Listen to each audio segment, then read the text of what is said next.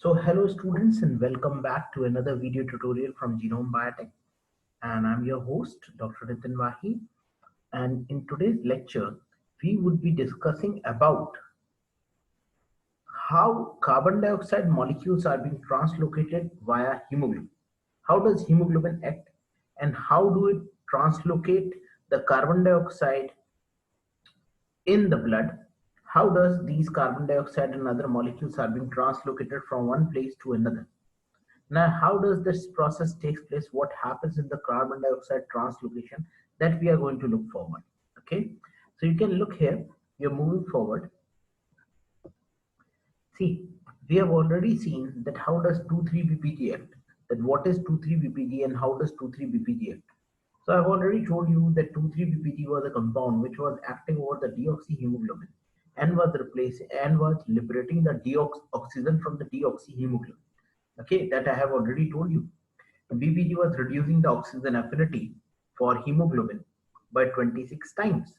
So BPG was actually the one which was shifting the oxyhemoglobin dissociation curve towards the right. Okay. Now we have to understand that how does carbon dioxide is being transported via hemoglobin molecule. Actually, carbon dioxide is being transported in three different manners across hemoglobin molecule. The three different manners by which carbon dioxide could be transferred. Those three different manners include as dissolved carbon dioxide, as carb amino compounds, as well as it is being translocated in the form of bicarbonate ion. Okay. Now what we have to see is how dissolved carbon dioxide is being translocated. The solubility of carbon dioxide in blood is about 20 times more than that of oxygen. So that is why we can transport much more larger amount of carbon dioxide via blood as compared to oxygen molecules. Okay. What could be done? Dissolved carbon dioxide, just 7%, not at all important. As carb amino compound, yes, carb amino compounds could be biosynthesized, and approximately 23% of the carbon dioxide is being transported in the form of carb amino compound, because what happens is that in the formation of carb amino compound, the carbon dioxide reacts with the amino group and it leads to the formation of carb amino compounds. Okay, these are the carb amino compounds which are being produced. Okay, so these are the carb amino compounds which are being produced because the most prevalent protein in the blood is hemoglobin. Most of the carbon dioxide is transported in this particular manner in the form of carb amino compound. Carbon dioxide combines with the amino acids and proteins of the blood, especially the hemoglobin. Now you can find here hemoglobin that can bind with carbon dioxide is referred to as carb amino hemoglobin. Carbon, you can remember this by this particular trick. See what is written here, carbon. So there in this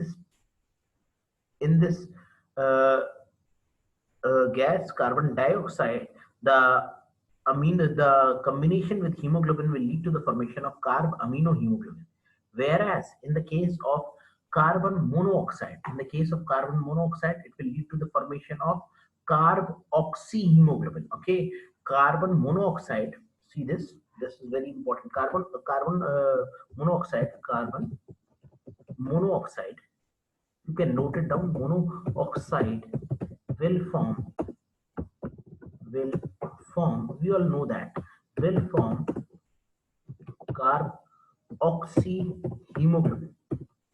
Hemoglobin.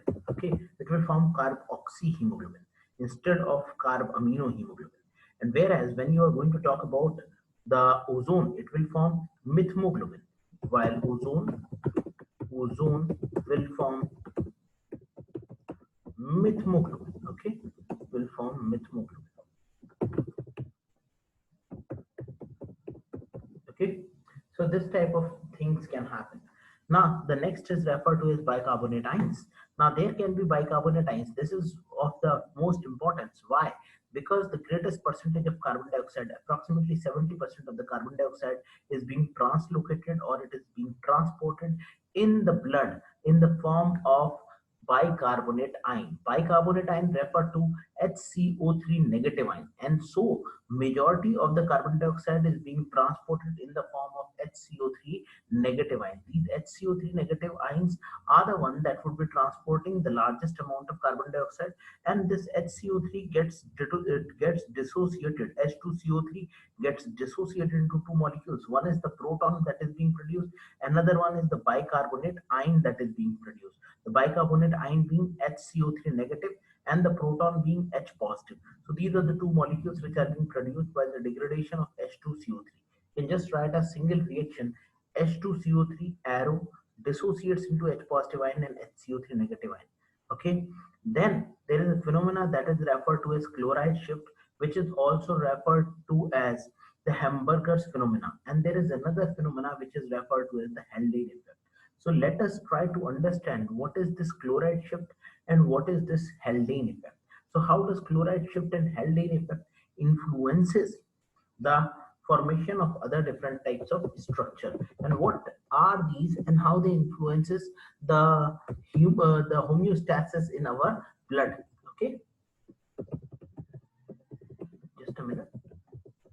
When we are looking at the chloride shift, now see this, what happens is that due to the formation of this bicarbonate ion, the bicarbonate ion moves outside, and as the bicarbonate ion moves outside, the chloride ions moves inside in the presence of a protein which is called as band 3 protein. Okay, so that we are going to look forward that how does this process takes place.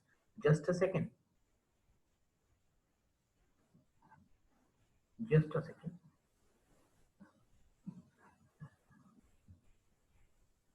Please have some patience. I'm just showing a video to you that how does band 3 protein is going to act. Now see, this is what I was searching for you. Just a minute. I'm just sharing a presentation with you. Now please look here. Just a second. Okay, so we are going to look at the chloride shift, what happens in the case of chloride shift via this animation. Now see this.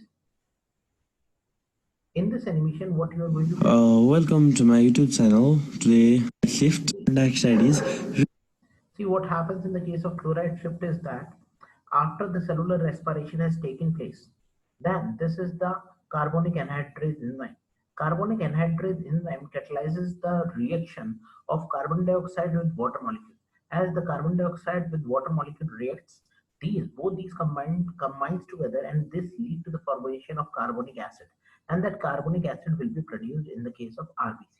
Okay, that means this is the carbonic acid that will be produced. Once the carbonic acid is being produced, then this carbonic acid is produced in the presence of the dehydrogenase carbonic anhydrase enzyme, in the presence of carbonic anhydrase enzyme. Now this H2CO3 can be, because this is an acid, this can be hydrolyzed. It will be hydrolyzed into two molecules. Which are the two molecules that could be produced? One would be HCO3 negative, another would be H positive. There would be two molecules that would be produced. Now which are the two molecules that would be produced? Okay, that we have to see is HCO3 negative and H positive. Now what happens is that there is a protein which is present here, and that protein is known as band 3 protein. Okay, this band 3 protein will cause the translocation of the chloride ions to take place into the cell. Just a second. Will cause the translocation of the chloride ions to take place into the cell in opposite to the movement of the bicarbonate ion. In opposite to the movement of the bicarbonate ion. Okay, bicarbonate ion will move outside, and to maintain the electrical neutrality, the chloride ions are going to move inside. And the protein that is involved in this process, that protein is referred to as the band 3 protein. The band 3 protein. Same protein, which is also referred to as bicarbonate chloride ion exchanger protein. Bicarbonate chloride ion exchanger protein.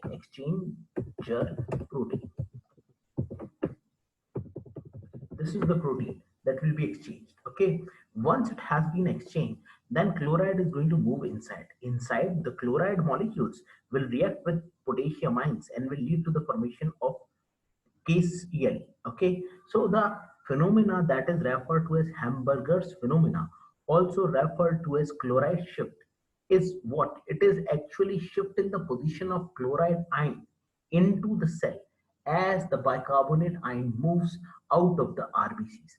This shift in the position of chloride ion is referred to as the chloride shift. It's a simple concept. Okay, the shift in the position of chloride ions. So I'm writing here the definition. The shift in the position of the chloride ion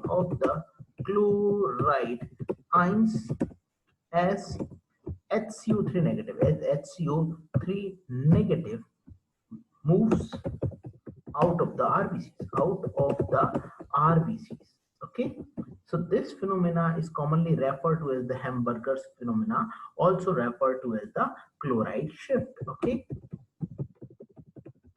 this is the chloride shift that is being produced. Okay, so the same is given in Pathfinder also. We will be looking at that also. Now moving forward. Sorry. Okay, can do that. And just a second. Okay, now continuing with this particular phenomena, what is going to happen? See the shift in the position of chloride ions as bicarbonate ions moves outside. This will cause the acidity of the RBC. Now, what is going to happen? The chloride ions are going to move inside as the bicarbonate ion has moved outside. Okay, what the author is saying, the bicarbonate ion is permeable to RBC's wall. Actually, this is permeable only in the presence of a protein that is called as band 3 protein. This band 3 protein is also given in your Pathfinder, not in the chapter of amino acid, but in the case of cell biology. You look at this in the case of cell biology about cell surface receptor, and you will come to know about this protein which is called as band 3 protein. Cell biology wali unit पे आप देखिए, you will get this protein. Okay. Now, see, it is permeable to RBC, so it passes out the corresponding. So it passes out in corresponding to entry of chloride ion to maintain ionic as well as electrical equilibrium. So as to maintain an equilibrium, the chloride ion moves inside and the bicarbonate ion moves outside. So this phenomena is commonly referred to as chloride shift, also referred to as Hamburger's phenomenon. Okay. Now moving forward, see, only this phenomena is referred to as the chloride shift. So that's all over for now. Okay. Well, we are not doing anything else. Now moving back to Pathfinder, what you're going to get Pathfinder that we have to see. Just a second. Moving back to Pathfinder, see, this is the amount of carbon dioxide. Blood picks up carbon dioxide, bicarbonate accumulates, some bicarbonate ion moves into the blood plasma down their concentration gradient. In exchange, chloride ion moves from the plasma into the RBCs. The exchange of negative ions, see, this is the definition. The exchange of negative ions which maintain the electrical balance between blood and the RBCs is referred to as the chloride shift. Either you can note down this definition or the one that I told you, the shift in the position of chloride ions upon the movement of bicarbonate ion from the RBCs into the plasma is referred to as chloride shift to maintain electrical neutrality. And now there is another phenomena that takes place. The amount of carbon dioxide that can be transported in the blood is influenced by percentage saturation of hemoglobin with oxygen.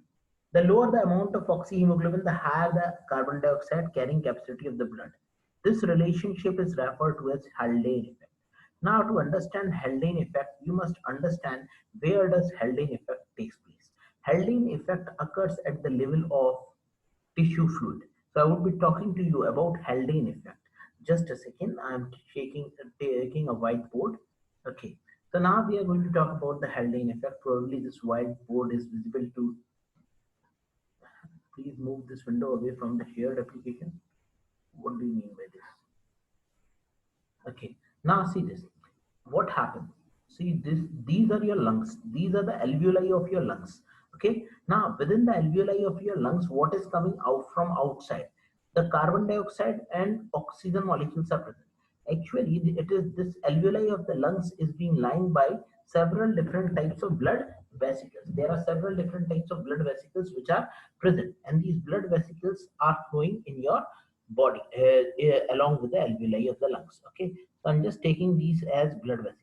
Okay, now there would be blood that would be flowing in these blood vesicles, and oxygen is making its move from outside to inside. Okay, so oxygen is moving inside, and what is going to move from inside towards outside? Carbon dioxide is going to move from the inside towards outside. Okay, it is visible to you all or not? The whiteboard in which I am drawing, probably this would be visible to you all. Okay, just inform me up.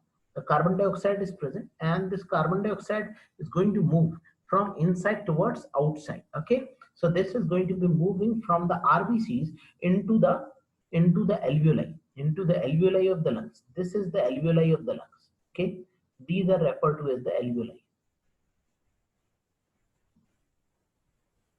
These are the alveoli of the lungs which are present. Now, in this alveoli of the lung, what is going to happen? The carbon dioxide is going to move inside. Carbon dioxide has a partial pressure. It has a particular partial pressure, and this partial pressure is relatively high.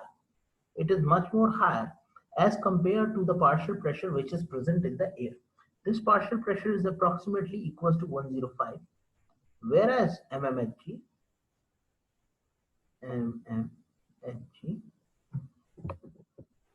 just a second.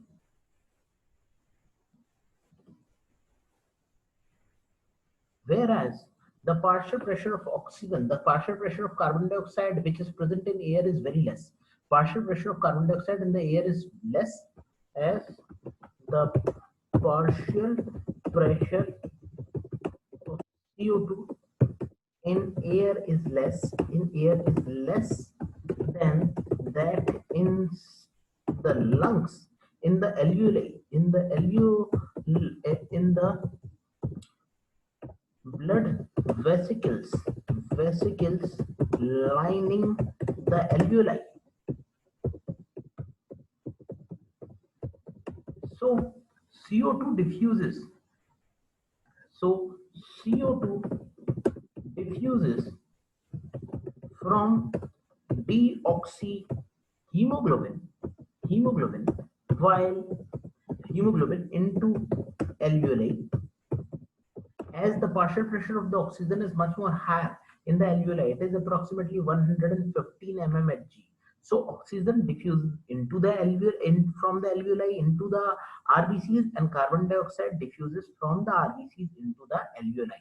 Both will move in opposite direction with regard to each other.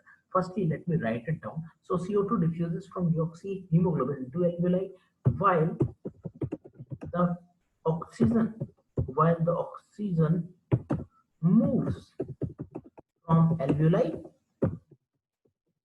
into RBCs. Okay, this is what is going to happen. This happens in the case of translocation, and this difference in the partial pressure causes the transportation to take place.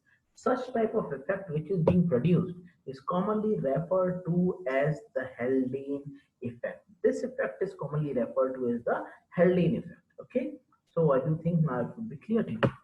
And the oxygen is going to move inside. Why? Because inside, in the case of deoxyhemoglobin, the partial pressure of the oxygen is very less. It is approximately equal to 44 mmHg. It is approximately equals to 44 mmHg.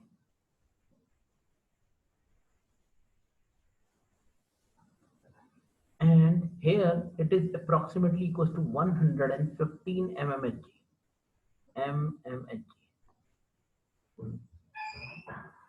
So let us now look at Pathfinder book. So we can look what is the information that is given, and the oxygen is going to move to diffuse inside, and carbon dioxide is going to move outside. This phenomena is commonly referred to as the Haldane effect. So I'm not able to write it down like this. This is called as the Haldane effect. Okay. Now, this Haldane effect is occurring at the level of the alveoli. But when we are going to talk about that, at the level of the tissue fluid, then the same effect will be referred to as the Bohr's effect. The same effect will be called as the Bohr's effect. How and what happens in the case of Bohr effect? Firstly, let me cover the things through Pathfinder so that we can look at it, okay, as well as through Lippincott. Now see this. The higher the carbon dioxide carrying capacity of the blood, see what here sir has written, Pranav sir has written, the amount of carbon dioxide can be transported in the blood is influenced by the present saturation of hemoglobin. The more the hemoglobin is saturated with oxygen, less carbon dioxide it will transfer, and more carbon dioxide it has, it will transfer less amount of oxygen.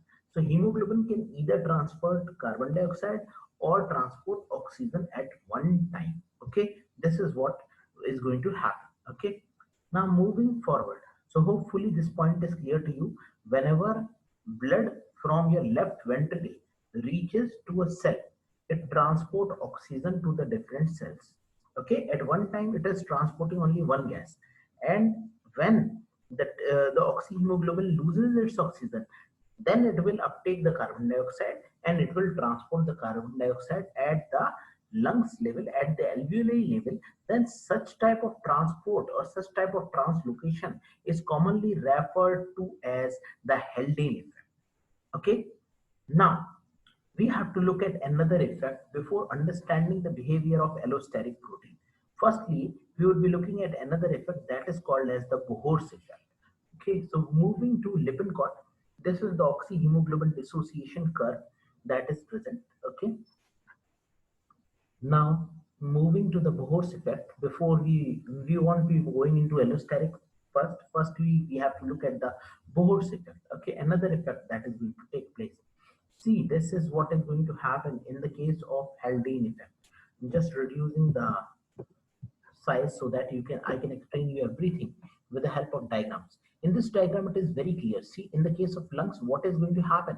The carbon dioxide is going to be released from the deoxygenated hemoglobin, okay, because the amino group of the hemoglobin contains contains carbon dioxide binding domains, and this is referred to as carbamino hemoglobin.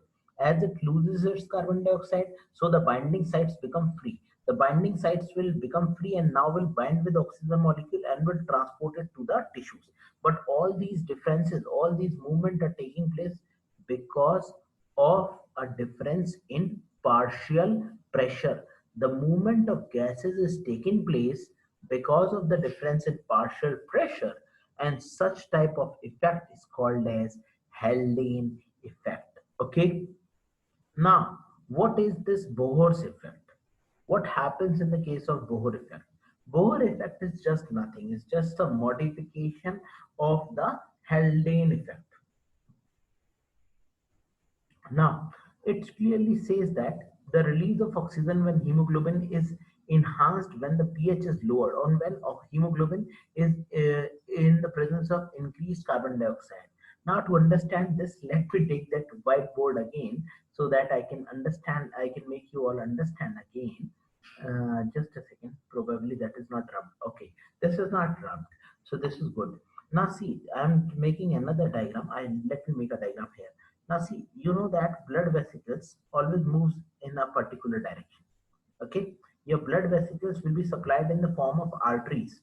Okay, and those arteries will get converted into deoxygenated veins. Just give me a second and let me use proper colors. Okay, these all arteries will get converted into deoxyhemoglobin and then they will appear bluish in nature, and there are specialized cells which are present. Now there are cells which are present in between them. There are several different types of cells. These are different types of cells which are present. Now each and every cell of your body is surrounded with a fluid like structure, and that fluid like structure is commonly referred to as the tissue fluid. Okay, each and every tissue in your body is surrounded by a fluid like structure, and that fluid like structure is commonly referred to as the tissue fluid. So I'm making a line that indicates here the tissue fluid. Not possibly, not always lymph. It is always, cells are always surrounded by tissue fluid. There is a considerable difference between tissue fluid and lymph. Okay, so sometimes by tissue fluid, sometimes by lymph. You can say that because tissue fluid is much more closer to lymph as compared to blood.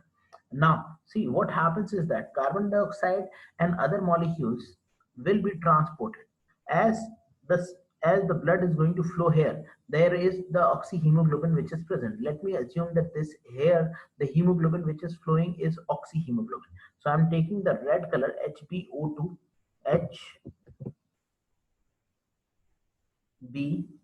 HbO2, and this oxygen is being bounded at 4 number of times. Okay, so this is an oxyhemoglobin that is flowing.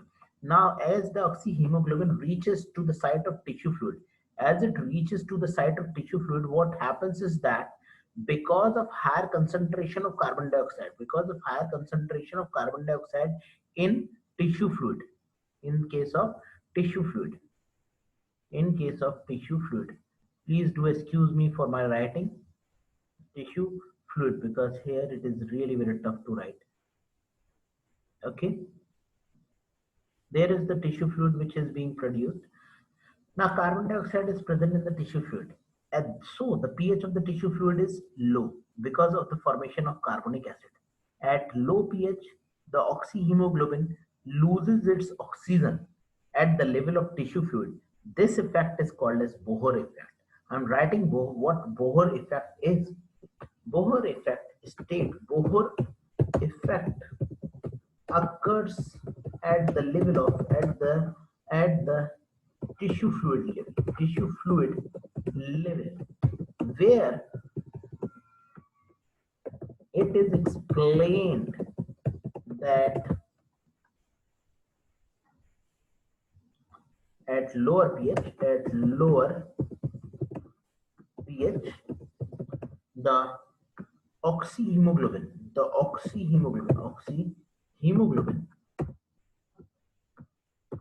loses its oxygen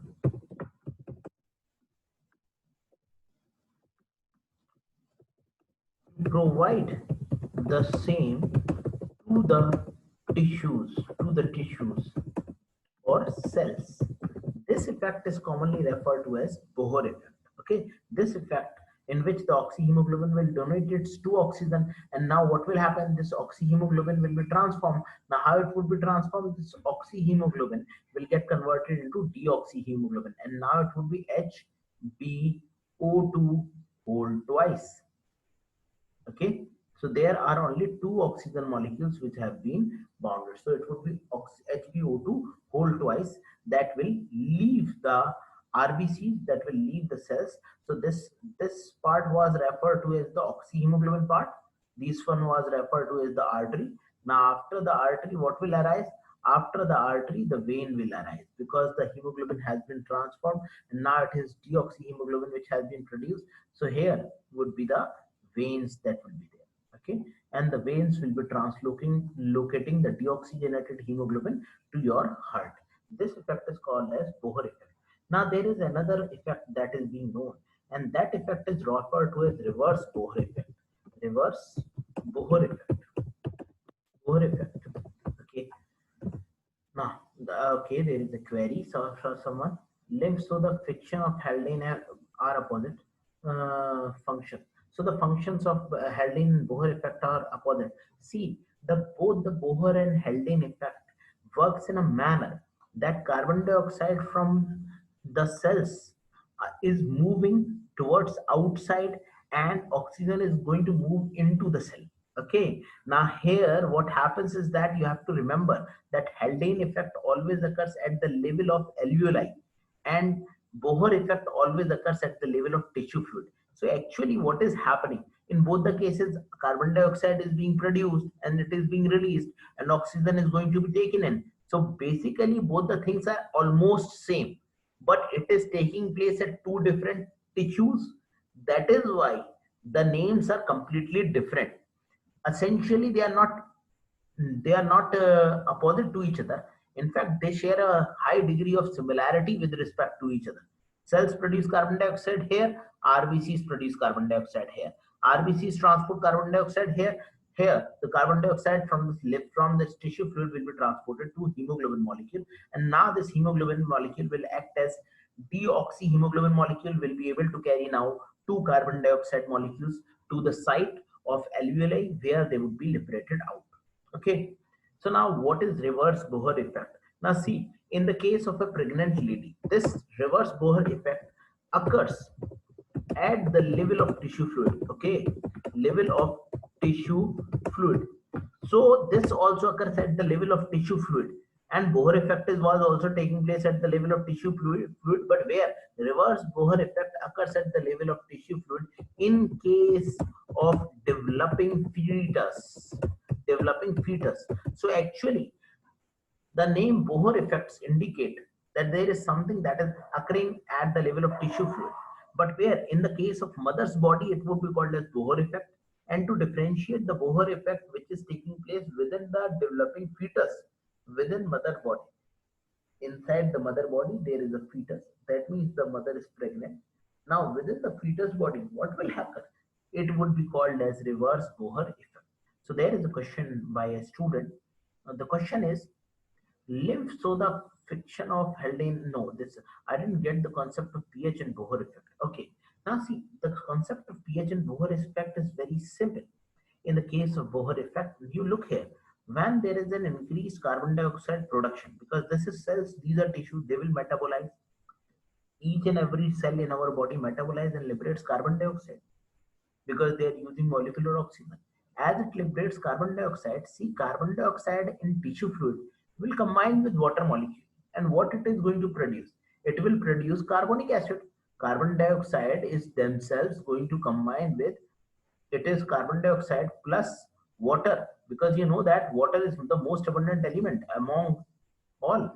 So as carbon dioxide combines with water molecule, so it leads to the formation of carbonic acid. What is carbonic acid? H2CO3. As carbonic acid is being produced, so what will happen about the pH? The pH decreases. The decrease in pH is significant to the production of bicarbonate ion. Okay. Now, we were talking about the reverse Bohr effect, so let us just finish. Occurs at the level of tissue fluid in case of developing fetus. Just that's Bohr effect. It is same. It is similar to the Bohr effect. There is no difference between Bohr effect and reverse Bohr effect. The only difference is that reverse Bohr effect takes place within the cells of the developing fetus. To differentiate in between the Bohr effect occurring in mother body and occurring in the fetus body, the term reverse Bohr effect is being given.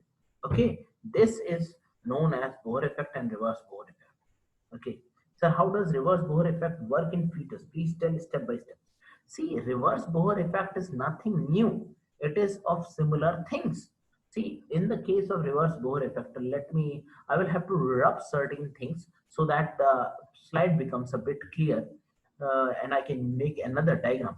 So I do think that Haldane effect is good. It has been completed. There is no question on Haldane effect. Can I rub this part? Can I rub this part? Okay. So I would be just okay. I would be removing this part. Okay. So I would be removing this part because I have to use this particular. Okay, I can shift the things a bit more above. Okay, this one was the Haldane effect. No, I cannot shift this. Now see what happens in the case of reverse Bohr effect. The same diagram will be drawn. The only difference is that now this is case 1. Now would be taking the case 2 with another color. Okay, so supposingly I take the case 2 with another color. Okay, carbonate will increase or decrease the pH. Everybody knows carbonate always decreases the pH. See, you drink cold drinks. What is the pH of cold drink? It is less than 7 because it is an acid. Carbonic acid is an acid, so it will always decrease the pH. Now see this. In the case of reverse Bohr effect, what happens is that in the mother's body, the hemoglobin that is going to provide the oxygen is going to be present in the form of deoxyhemoglobin, because mother's body has already extracted all the oxygen, and this oxygen containing this deoxyhemoglobin, this deoxyhemoglobin will enter into the cells of the fetus, will move towards the cells of the fetus. Now what happens in the case of cells of the fetus? The hemoglobin is completely different. It is 2 alpha and 2 gamma. And as you know that In the case of fetus, this hemoglobin is present. So this hemoglobin has a much more oxygen affinity as compared to the normal hemoglobin. And in the mother's blood, there would be alpha 2, there would be alpha 2, and there would be beta 2. Okay. So what happens is that when the interaction takes place in between the hemoglobin molecules, then this hemoglobin molecule having higher affinity will be able to even extract oxygen molecules from deoxyhemoglobin molecules. It will extract these oxygen from the deoxyhemoglobin molecules of mother and will transfer it over itself. Okay. So this is for fetus. This is for fetus. Okay. Once fetus gets these two oxygen molecules containing deoxygenated blood will move towards the tissue fluid where these oxygen will be utilized, and the complete oxygen removed blood in the form of HB, in the form of completely deoxygenated blood in the form of HB just bound to carbon dioxide will be released. Just bound to carbon dioxide will be released. In normal Bohr case, in normal Bohr effect, what was being released? HbO2 whole twice was being released as a deoxyhemoglobin. In the case of fetus, HbCO2 will be released as a deoxyhemoglobin. This is the only difference. There is no other difference. In the fetus, there is another hemoglobin that is present, and that hemoglobin is referred to as the gamma hemoglobin. So this gamma hemoglobin has the ability to abstract or to extract the oxygen from the beta chain of the hemoglobin molecule. Okay, so it could extract the oxygen from the beta chain of the hemoglobin molecule. So that's it. Any other query? Any other query? Anyone has any other query? You can ask me, because this is all about Bohr effect. We'll be looking at Lippincott, what is given there about the Bohr effect. Okay. Anyone has any other query? Okay, there is one. How does adult hemoglobin transfer to fetus hemoglobin? See, what you are trying to ask. See, adult hemoglobin never transfers to fetal hemoglobin. Dear, fetus hemoglobin is produced within the fetus. See, adult cannot get converted into fetus. Fetus can only convert into adult. How can you convert into an embryo? You cannot convert into an embryo. Okay, we all will be produced in the form of an embryo. That embryo sequentially change its hemoglobin content from different types. The first hemoglobin that was present in our body was 2 alpha. I have already told everything. Please do revise your classes, dear all students. There was 2 epsilon, and 2 zeta, and zeta 2. Okay, this is the first hemoglobin that is being produced, and such type of hemoglobin are produced in the yolk sac. Okay, the first RBCs are produced in our body in the yolk sac. This is called as the zeta hemoglobin. Okay, then the other hemoglobin, this is being replaced with another hemoglobin, alpha 2 gamma 2 hemoglobin. This is being produced in the case of fetus. This is produced in the case of embryo. Sequentially, the hemoglobin changes in human body. Okay, then we have the adult hemoglobin. At the time of birth, this gamma hemoglobin disappears. What happens is that gamma hemoglobin gene now is not being expressed, and here it gets converted into alpha 2 and beta 2. Now please listen here. See, every gene is not expressed every time. For example, the genes for beard and mustaches or for the development of mammary gland in the case of females were not expressed when you were born. These genes were not expressed when you were born, but sequentially as you grow, the genes began to express in a timely manner, and these genes were being expressed at the time of puberty. That means those genes were previously present when you were an embryo or even when you were a zygote, but the expression time of genes differ. So this gene expresses in the embryo, these genes expresses in the fetus, and these gene expresses in the adult. So sequential changes takes place. Okay.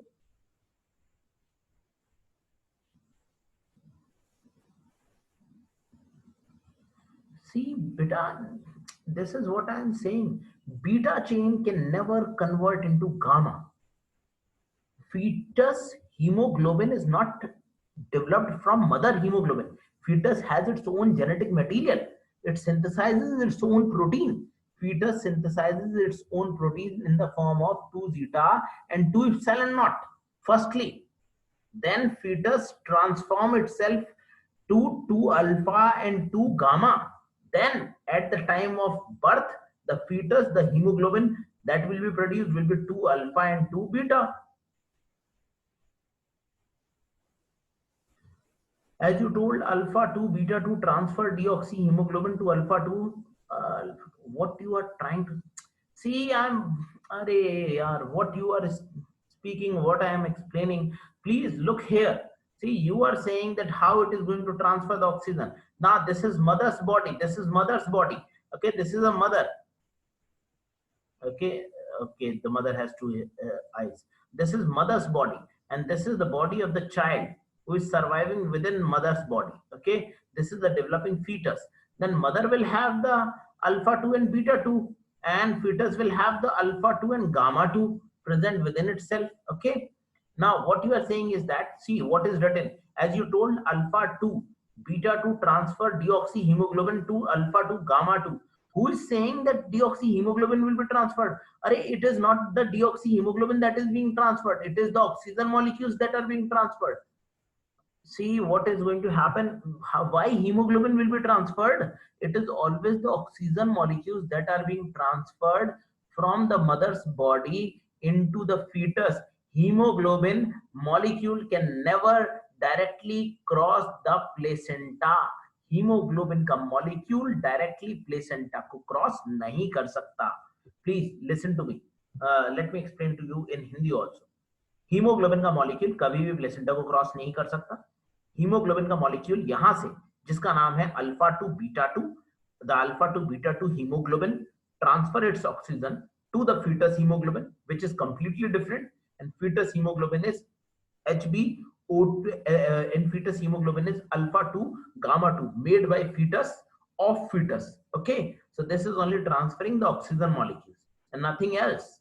Oxygen is being transferred. Why oxygen is being transferred? Because gamma chain has greater affinity for oxygen. Gamma chain is the one, this is known as gamma chain or the gamma pehlwan, gamma wrestler. This gamma wrestler can extract the oxygen from anyone.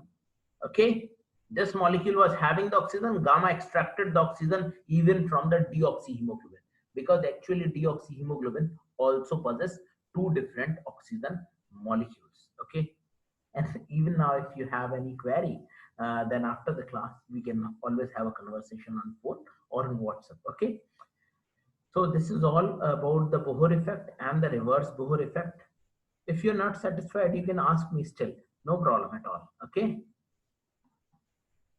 Trishla, anybody else want to ask anything?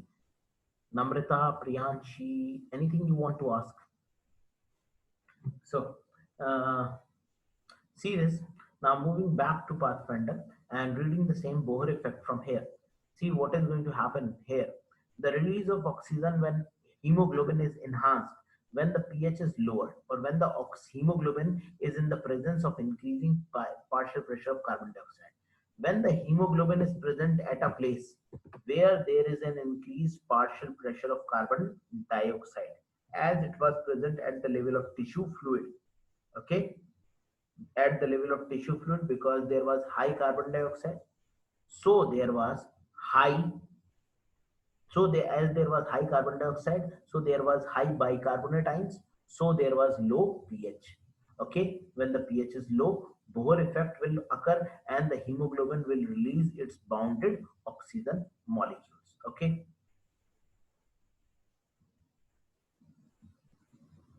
sir, blood from mother to fetus or vice versa cannot pass the placenta, then how can the case of erythroblastosis fetalis occur? See, for the case of erythroblastosis fetalis occur, it is never the blood that is responsible. It is always the antibodies that are responsible. Blood cannot cross through the placenta, but antibodies can. See, for example, let me take that your blood group is A. Okay, then you will also have anti-B antibodies present within your cell. Okay, so what happens is that those antibodies can transfer themselves through the placenta and not the RBCs. You know that antibodies are very smaller in size as compared to the size of RBCs. RBCs are much bigger as compared to antibody. Antibody is a very small molecule. That antibody can effectively pass through the placenta and provoke an immune response within the developing fetus. Okay, and those are the antigenic determinants. Now, antigenic determinants does not mean you have to cross the entire RBC. You can just take the antigenic determinant, a small protein, and that protein transfers through the placenta and give rise to erythroblastosis fetalis and certain things like this. We would be talking about erythroblastosis fetalis also. No problem about that. Okay. So hopefully, because of the transfer of antigen, erythroblastosis fetalis occur. But never RBCs are never being mixed. And see this, because RBCs are never being mixed in the case of pregnancy. That is why, in fact, if a mother is Rh positive, if the mother is HIV positive, then also the child could be saved from being an HIV infected child if proper medicines are being provided. अगर mother listen in Hindi also. If mother is even HIV positive, the child could be protected from HIV. Why? Because there is no mixing of RBCs. Okay. Now look forward. This one was Bohr effect. Mechanism of Bohr effect. How does Bohr effect occurs?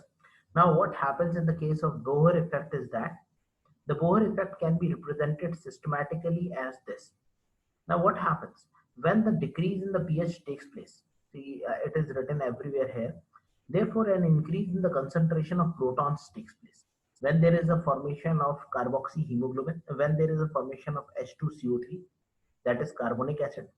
Carbonic acid reduces the pH. Reduction in the pH means an increase in the proton concentration. We always know that pH equals to minus log H positive. Okay. So, and decrease in pH means an increase in proton concentration. As proton concentration increases, it leads to the formation of deoxyhemoglobin. Okay. And oxygen is being released from the process. And oxygen is being released because the deoxyhemoglobin is being produced. Okay. This is how the process takes place. This effect is commonly referred to as the Bohr effect. Now moving forward, let us move forward because Bohr effect is all over. Anybody wants to ask anything else, you can always write it down. Okay. So now moving back to Pathfinder, there are two different models which have been given to explain the activity of hemoglobin. Now, those two models are referred to as the concerted model and the sequential model. The first model that is present is referred to as the concerted model. Another one is referred to as the sequential model. Concerted model. Concerted model was being given by three different scientists. MWC. Okay, that is referred to as Monod, Wyman, and Chen-Jus. And sequential model was given by Nemathi and Filmer as well as Koshland. Now, as the name indicates, concerted model and sequential model. Sequential model indicates that hemoglobin or any allosteric protein. An allosteric protein is a protein that undergoes non-covalent modifications. Okay. An allosteric protein is a protein that undergoes non-covalent modification within its structure. I'm just writing the definition. It is a protein which has an active site and an allosteric site present over itself. It has two different types of site. One is referred to as the active site. Another site which is present is referred to as the allosteric site. Okay. As well as it undergoes post-translation, as well as it undergoes non-covalent modification, as well as it undergoes non-covalent modification. Okay, this is the protein that can undergo non-covalent modification within its structure. Just a second. Okay. Now moving forward, now let me explain to you what is this concerted model and what is this sequential model. This concerted model explains that hemoglobin, being an allosteric protein, is made up of many different subunits. There are 4 different subunits that lead to the formation of a structure of hemoglobin. Now, hemoglobin can bind with an oxygen molecule.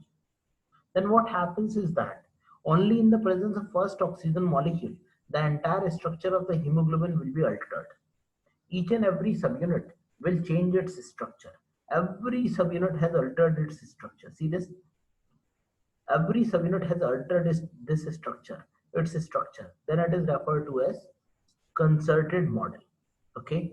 In the case of sequential model, what is being spoken is that when oxygen molecule arises, it causes a sequential change in one subunit of the oligomeric protein. When another oxygen molecule will bind, it will cause change in another subunit. Third oxygen molecule will bind, it will cause change in third subunit. Fourth oxygen molecule will bind, it will cause change in fourth subunit. This is how all the different subunits are being altered. In this way, we can alter all the 4 different subunits. Now, the basic difference in between both the things, the concerted model and the sequential model. The concerted model says that only binding of the first molecule will alter the conformation of all the subunits. Sequential model says that there is a sequential change in the conformation of each subunit within the hemoglobin structure. One binding, one oxygen molecule binding will change the structure of one subunit. Second binding will change the structure of second. Third will change the structure of third, and fourth will change the structure of fourth. Now, there are 2 different for understanding. Before understanding these things, we must understand there are 2 different conformations of the hemoglobin molecule. One is referred to as the relaxed conformation. Relaxed conformation of the hemoglobin is the one when it is being bound to oxygen.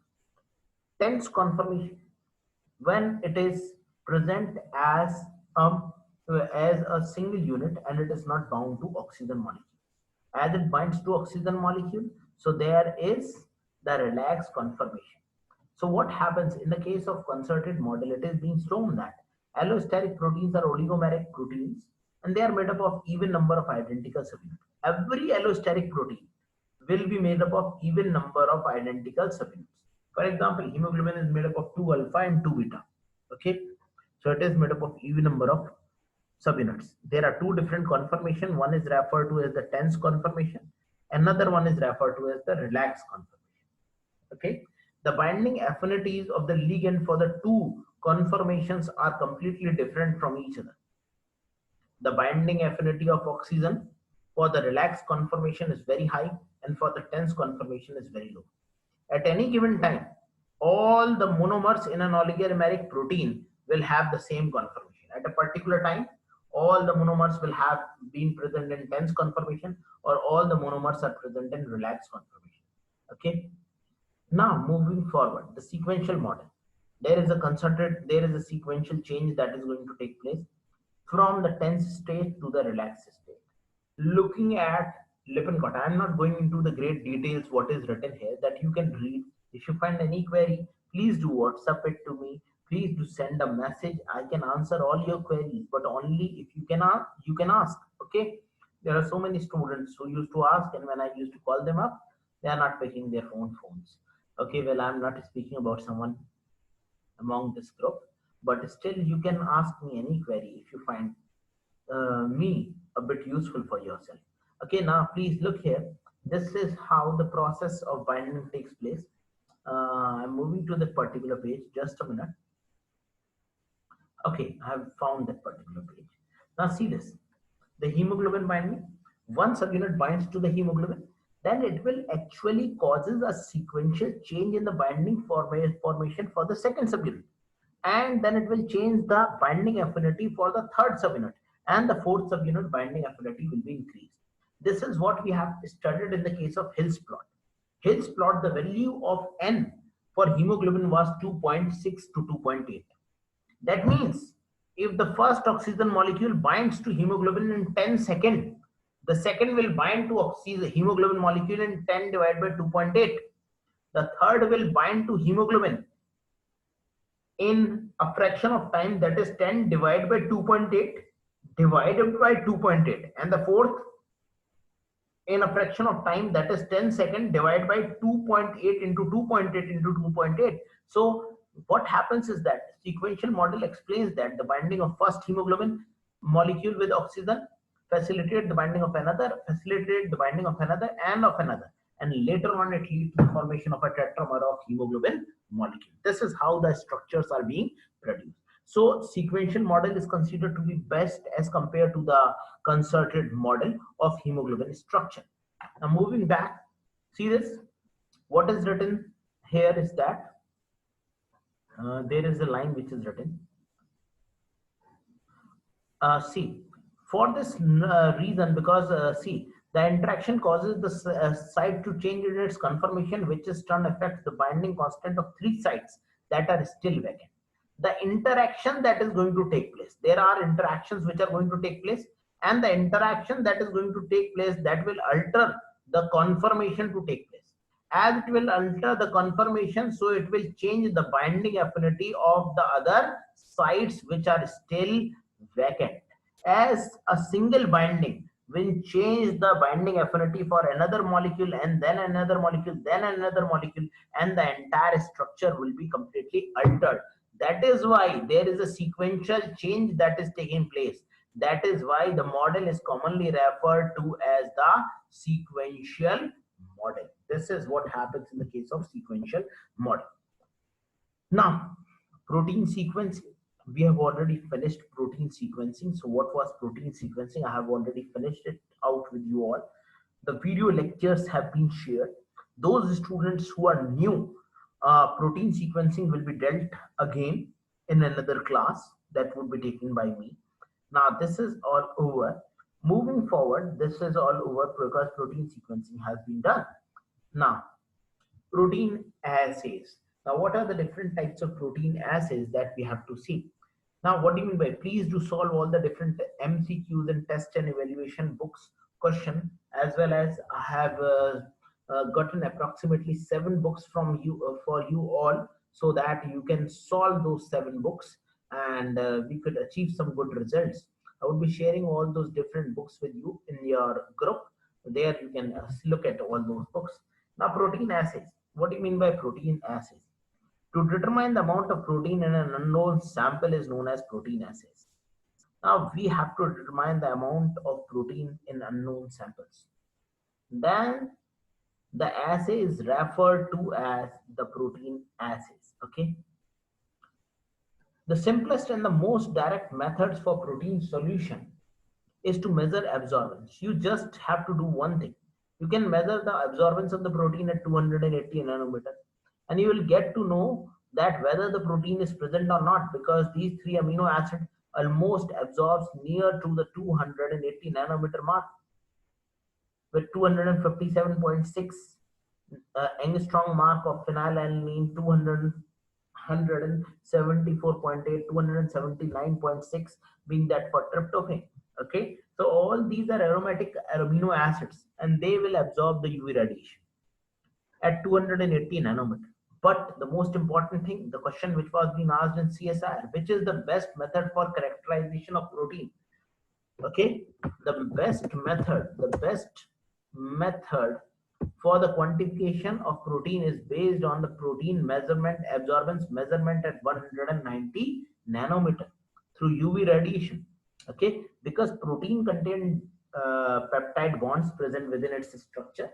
So those peptide bonds shows absorbance at 190 nanometer.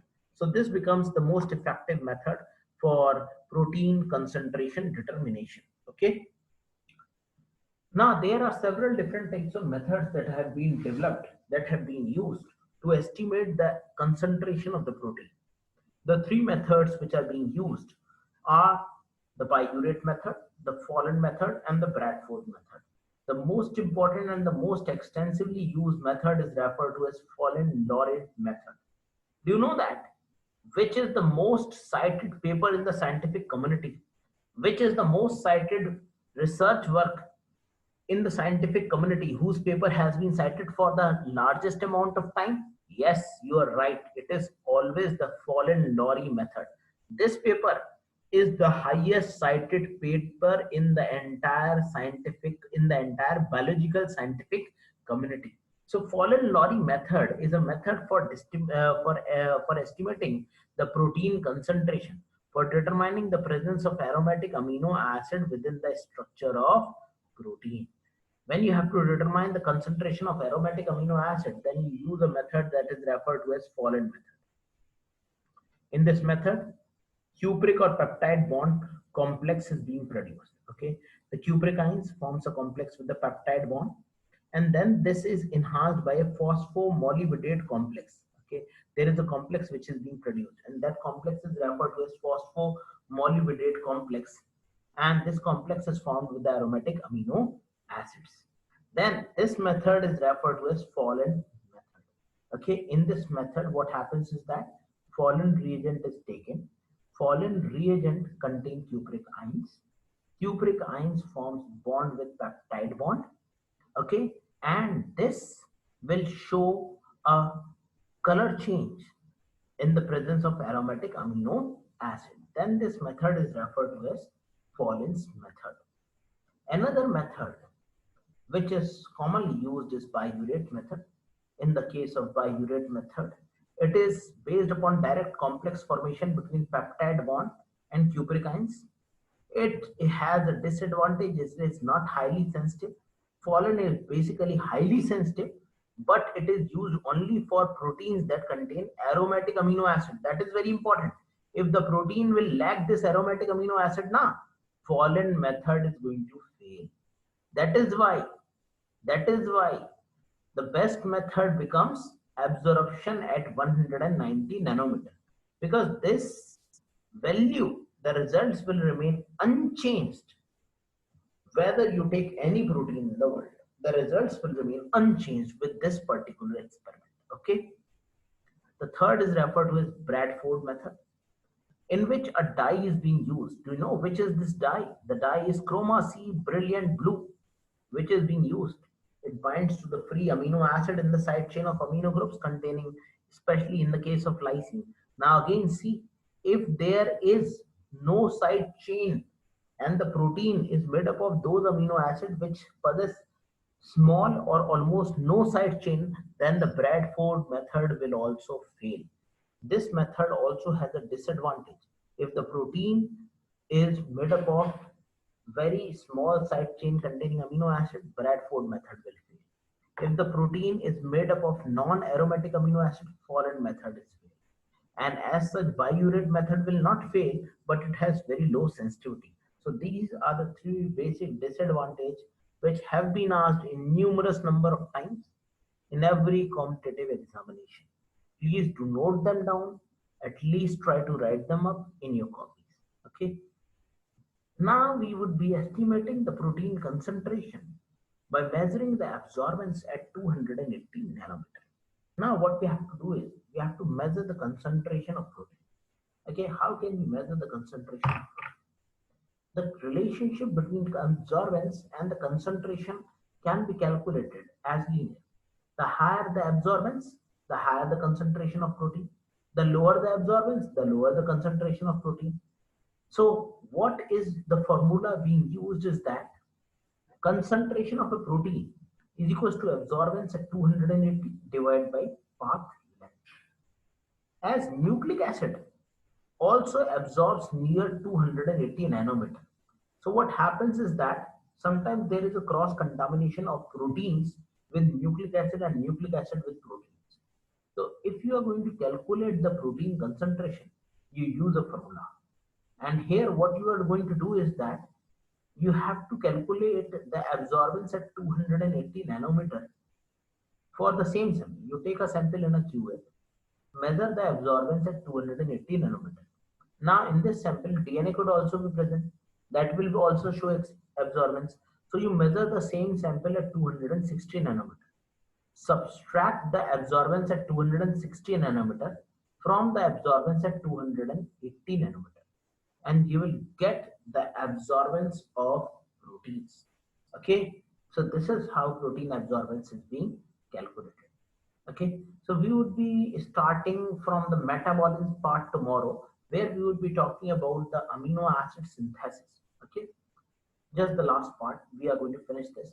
Proteins could be purified on the basis of their mass through techniques which is centrifugation, gel filtration, dialysis, ultracentrifugation, gel electrophoresis. We are going to talk about all these different types of techniques in our another unit of techniques of molecular biology techniques.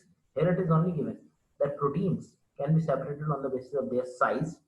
They can be separated on the basis of their charge, ion exchange chromatography, electrophoresis, isoelectric focusing. Proteins can be separated on the basis of their solubility, change in pH, ionic strength, dielectric constant.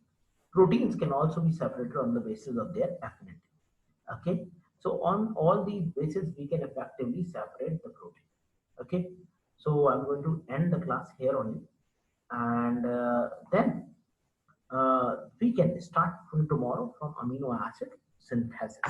Okay, so that's all for today, and so I would like to wish you good night, and we will meet at the same time at the same place here only. Okay, just a minute. Thank you.